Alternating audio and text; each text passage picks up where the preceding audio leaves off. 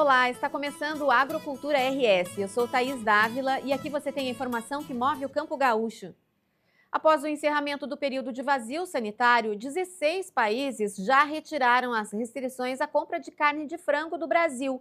O Japão mantém suspensão apenas aos municípios de Montenegro, aqui no Rio Grande do Sul, Campinápolis e Santo Antônio da Barra. De acordo com o Ministério da Agricultura e Pecuária, o Brasil já concluiu todas as exigências sanitárias e informou a Organização de Saúde Animal, recuperando o status de livre da gripe aviária.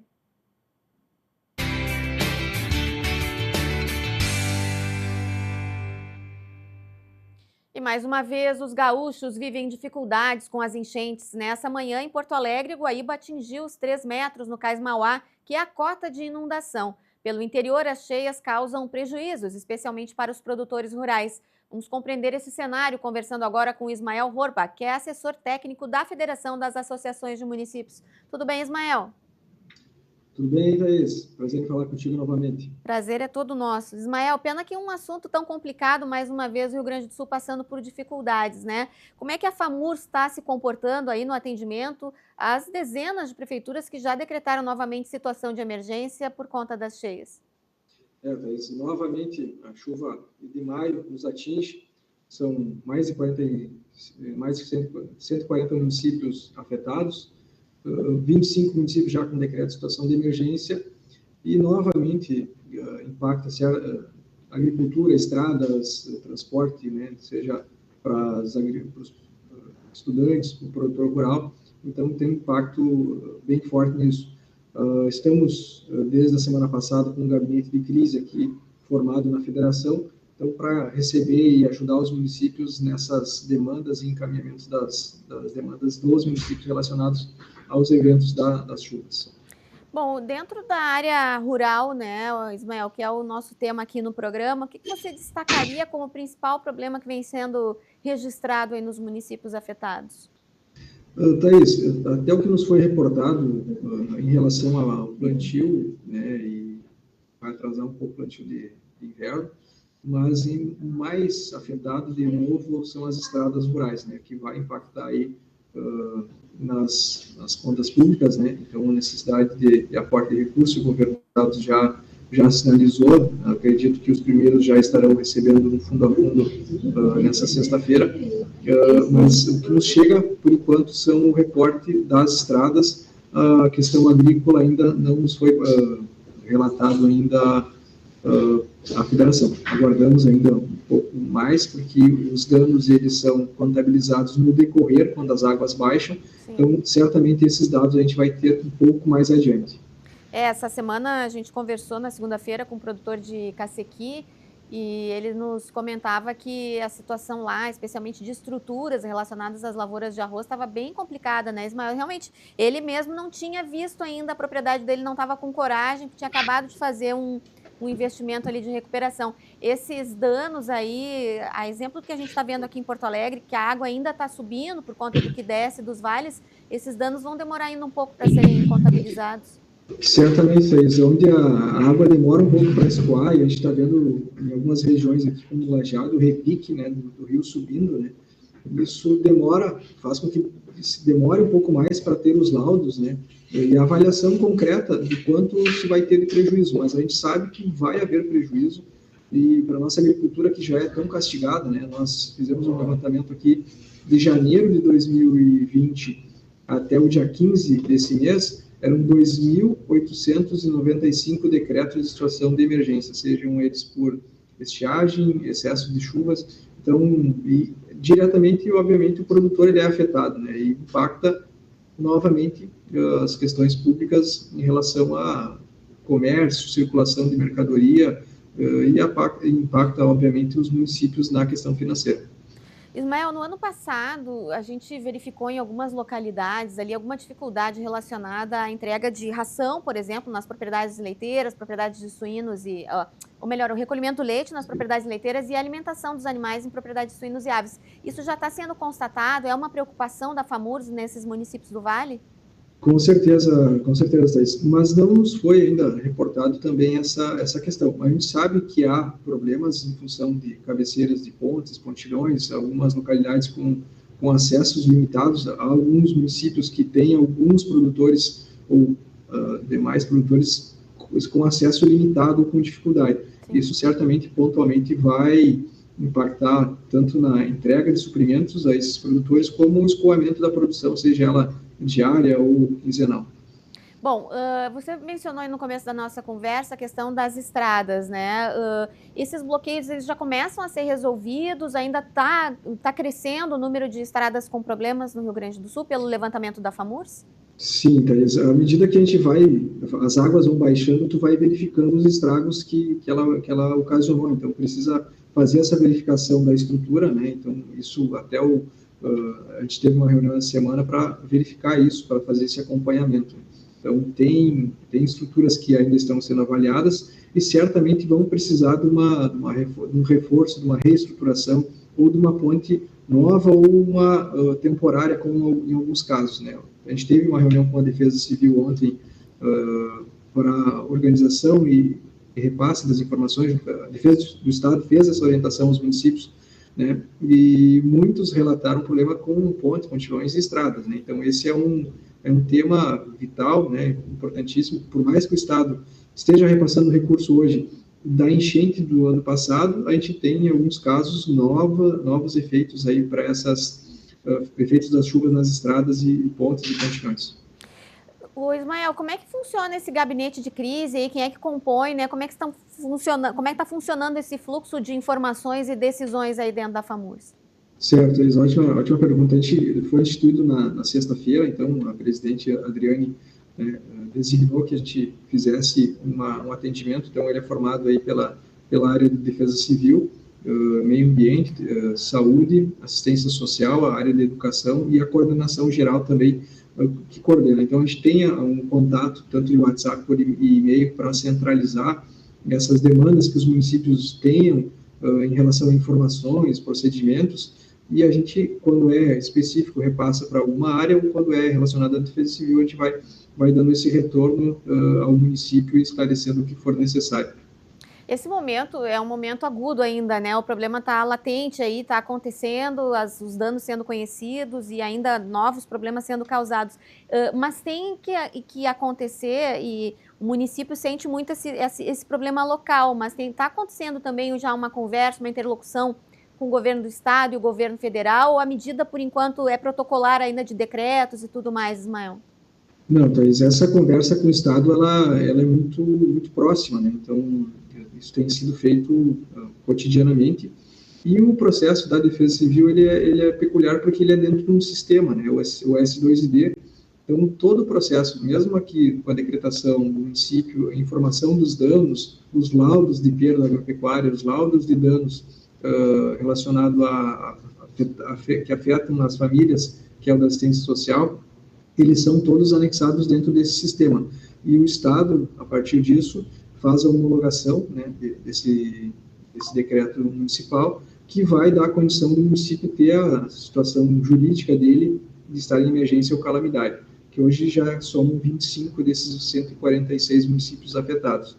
E isso é rotineiro, ele é o processo de alimentação, ele pode, por exemplo, o município está com uma situação de anormalidade, e ele ainda não verificou a situação. E aí ele pode estar alimentando esse sistema assim que ele constata uma nova situação e vai informando o sistema e encaminha para o Estado fazer a homologação e também posterior para a União fazer o reconhecimento. Esse processo documental é importante até depois nas renegociações dos produtores.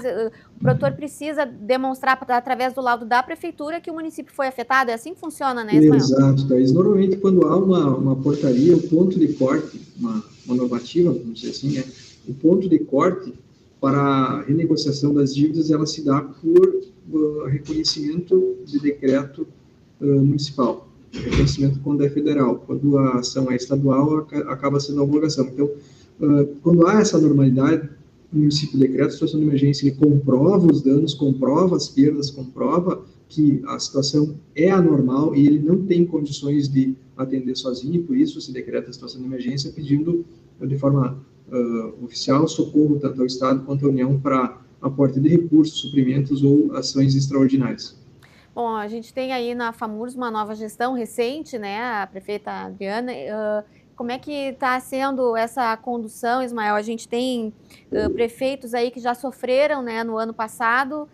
Se criou uma expertise aí nesse lamentável episódio de enchentes no Rio Grande do Sul. Já se aprendeu com o que aconteceu ano passado, ainda estava se resolvendo lá quando começou tudo de novo. A presidente Adriane tem um fluxo de trabalho bem intenso, né? Cada gestor que entra aqui, ele tem uma metodologia de trabalho. A presidente Adriane, o prefeito, ele tem esse viés de tentar resolver o mais rápido possível todas as ações que nos são demandadas, né? E tem sido bem bom trabalhar com ela, é bem dinâmica. E esse processo de transição de novos gestores, são 311 novos gestores, Sim. Acaba que a Defesa Civil, em alguns casos, ela continua os mesmos, mas eles já estão, né, nesse processo de melhoria, de continuidade, e é um processo que a gente tem comentado aqui, a questão da Defesa Civil, ela precisa passar por uma alteração cultural, né? O município tem que entender que ele precisa desse processo, desse profissional capacitado, com liderança, para fazer a gestão, tanto do momento de crise, quanto pensar o futuro para mitigar ações. Sim. E aí eu entro num detalhe que eu gosto de citar alguns municípios. O projeto que o Estado colocou, o Desassorear, traz um exemplo muito claro disso. Regiões onde houve o desassoreamento dos riachos e rios, não houve esse transbordamento que era comum em momentos de chuvas intensas, como essa que ocorreu agora em maio.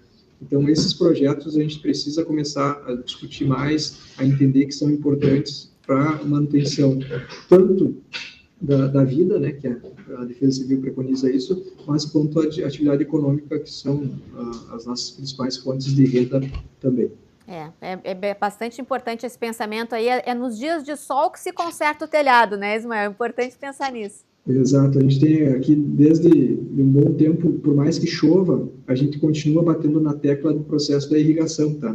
A gente não para de falar isso, porque essa é uma questão que a gente entende que é vital. Se está chovendo, a gente vai continuar falando sobre o processo de irrigação. E na Defesa Civil, fez sol, a gente tem que cuidar porque pode dar uma estiagem, então a gente tem que estar sempre alerta e atento.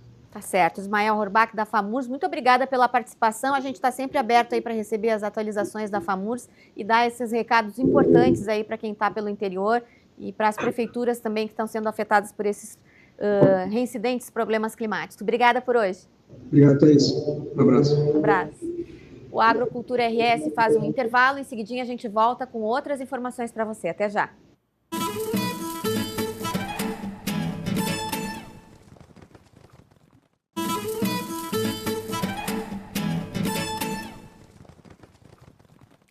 Estamos de volta com o Agrocultura RS. Faça sua graduação na maior universidade do estado e uma das 5 melhores privadas. Escolha a Ubra. Aqui você tem práticas de verdade, desde o início do curso, eventos de networking, professores altamente reconhecidos no mercado de trabalho e muito mais. Matricule-se agora em ubra.br/vestibular e garanta condições especiais de pagamento. Ubra, seu futuro começa aqui.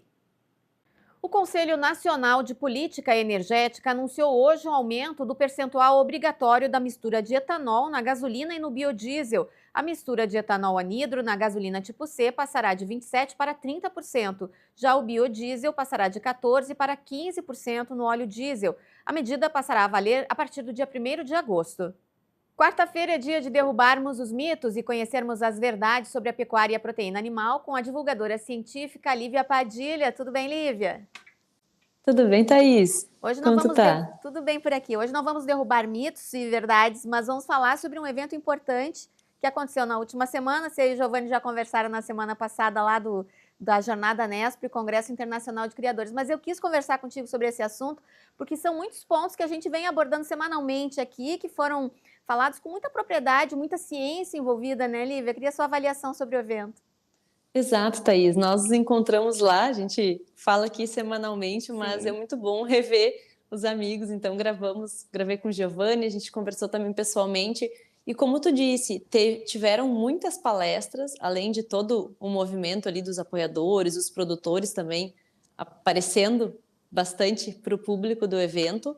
E uma das coisas que chamou a atenção foi justamente isso, as palestras vindo ao encontro do que a gente fala aqui, muitas delas, inclusive a gente comentou na semana passada, eu mencionei a da Lígia Pimentel, que foi muito interessante em vários sentidos, o do médico Fernando Bastos também, que trouxe aí várias das questões relacionadas à saúde, que a gente também discute e fala aqui em relação aos mitos aí da carne bovina, principalmente. Então foi um encontro muito gratificante.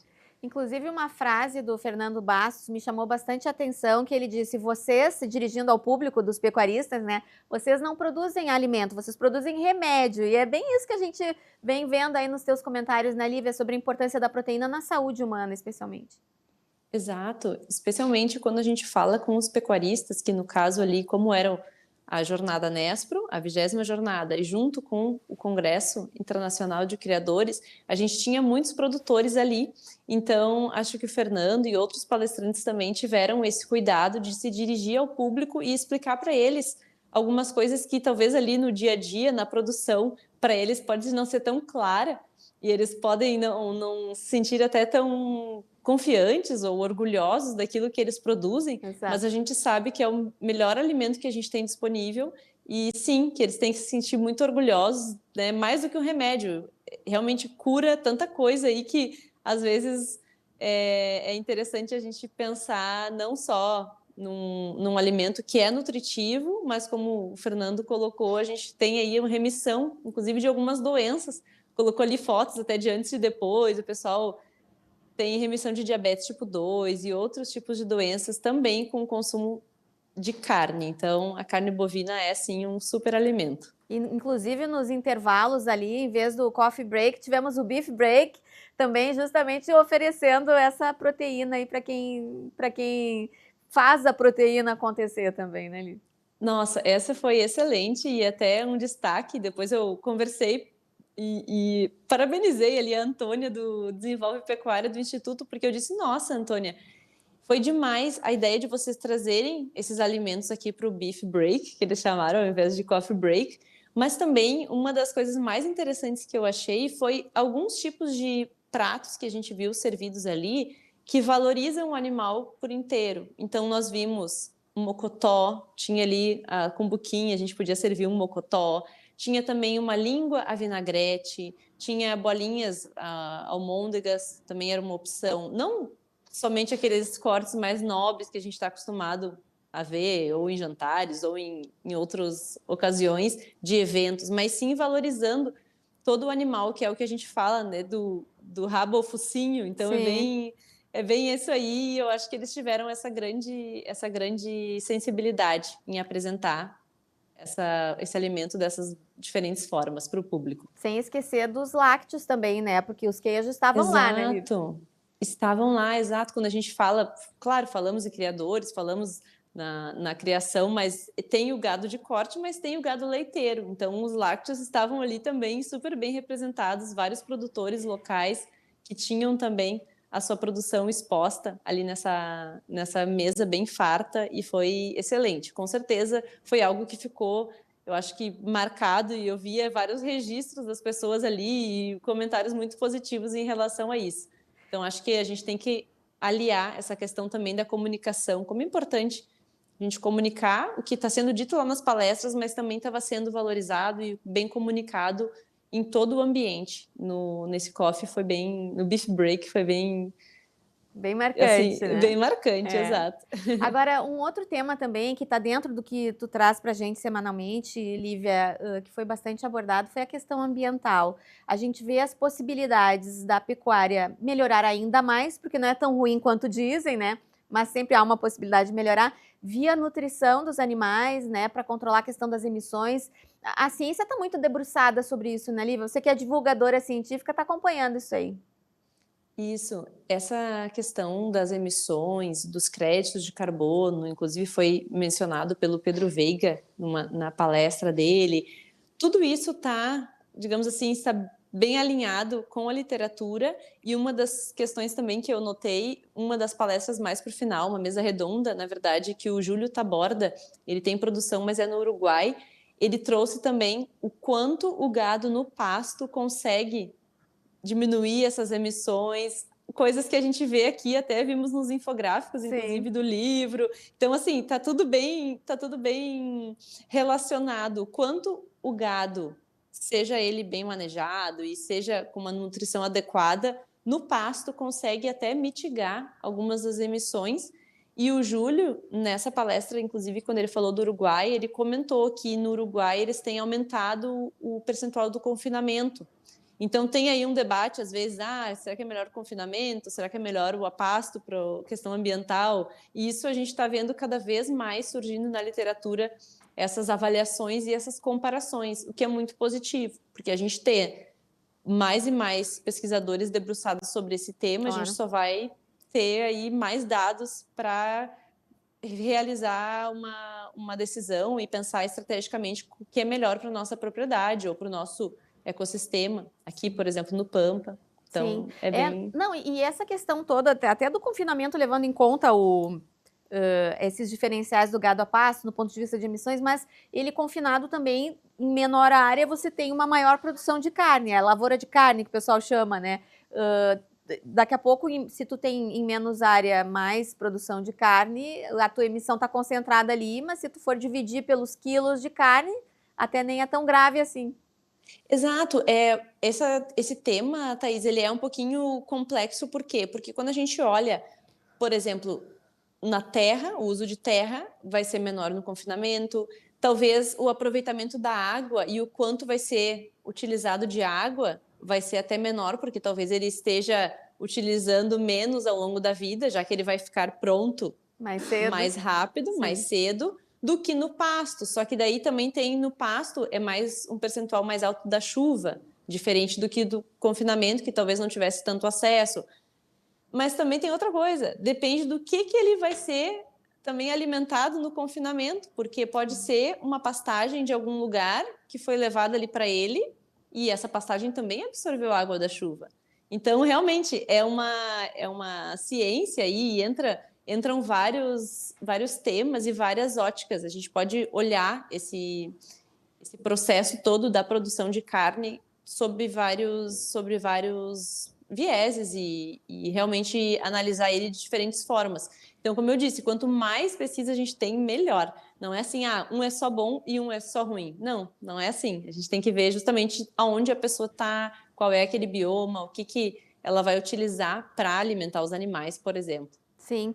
E uma coisa que eu achei interessante também, acompanhando o evento, é o interesse dos produtores e produtores muito jovens que a gente viu lá, além dos estudantes, claro, mas muitos produtores jovens também acompanhando, interessados em promover essas mudanças, essas melhorias, que é uma coisa que há muitos anos atrás a pecuária gaúcha nem estava deitada na cama da fama ali de uma pecuária produtiva, de uma carne de qualidade. Hoje se preocupa, além de ter uma carne de qualidade produtiva, de ter uma qualidade de carne mais sustentável, mais saudável, tá tudo envolvido e o pessoal tá preocupado, né, Lívia? Exato. Eu acredito que seja uma demanda, assim como a gente diz, às vezes, uma demanda empurrada, que seria quase como, o produtor lá está empurrando aquele novo produto, mas muito mais uma demanda que é puxada por aquele consumidor também, Sim, que está preocupado com algumas dessas questões, principalmente com essa questão da nutrição, da saúde. Então, ele pensa agora, tem diferença quando o gado é criado a pasto. Muitas pessoas, até que são pequenas bolhas, mas tem muitas pessoas que já estão fazendo um tipo específico de dieta, falam sobre nutrição e entendem os desdobramentos dessas diferenças aí, ou entre comer carne e comer um outro alimento ultraprocessado. Então, tem tudo isso que os produtores também estão bem antenados e muitos ali estavam justamente pesquisando e procurando mais informações, porque foi falado, inclusive, numa das palestras, que foi toda em espanhol, mas estava dizendo como que vai ser a carne do futuro, que tipos de selos aparecem. Ele botou ali uma miríade de selos, um monte de selos nos slides, todo mundo tirando foto. Por quê? Porque é isso. O Uruguai, por exemplo, exporta para muitos países e muitas diferentes culturas também que exigem coisas diferentes. Diferente do que nós no Brasil, que temos a maioria da carne bovina, principalmente consumida domesticamente, aqui no mercado interno. Então, quando a gente começa a pensar em exportar, a gente pensa, bom, o que os outros países já estão buscando? O que eles estão querendo? Então, isso foi bem legal, porque trouxe justamente essa chuva de informações para os produtores que estavam ali bem atentos. Tá certo, Lívia, obrigada por hoje. Semana que vem voltamos à programação normal das respostas aí aos nossos internautas e telespectadores. Obrigada pela participação. Imagina, Thaís, eu que te agradeço. Até semana que vem. Até, tchau, tchau. Tchau. Agricultores realizaram ação em frente ao Sindicato Rural em São Cepé nesta quarta-feira. Eles continuam cobrando o avanço na pauta da securitização. Os produtores bloquearam parcialmente a rodovia, realizando a operação de pare e siga. Até o final da semana, novas manifestações devem ser realizadas em outras regiões do estado. O Agrocultura RS de hoje termina aqui. A gente volta amanhã com outras informações para você. Até lá!